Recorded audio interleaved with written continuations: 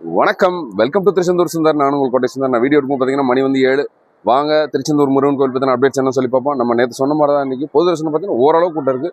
ஒரே விஷயம் பார்த்தீங்கன்னா ஓரளவு கூட்டம் இருக்குது. ஸோ சுற்றியுள்ள மாவட்டங்களை தரிசனம் பண்ணவொன்னா கண்டிப்பான முறையில் தரிசனம் பண்ண வரலாம். மதியம் ஒரு 1 மணிக்கு மேலே இருந்ததுன்னா கூட்டம் ரொம்ப குறைவாக இருக்கும் கோயிலில்.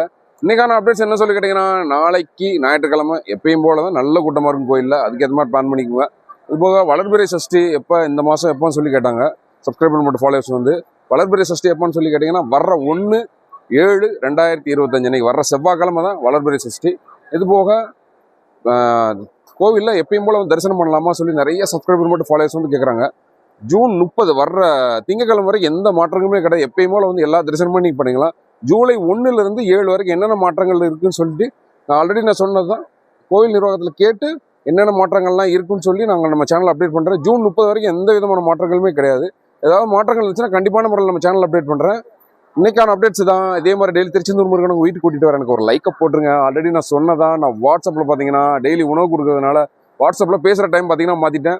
காலையில் 10 to 11 தான் வந்து அவைலபிள் இருப்பேன். வாட்ஸ்அப்பில் காலையில் 10 to 11 தான் அவைலபிள் இருப்பேன். ஸோ என்ன சந்தேகம்னா எனக்கு வாட்ஸ்அப் வாய்ஸ் காலில் கூப்பிடுங்க. நன்றி, வணக்கம்.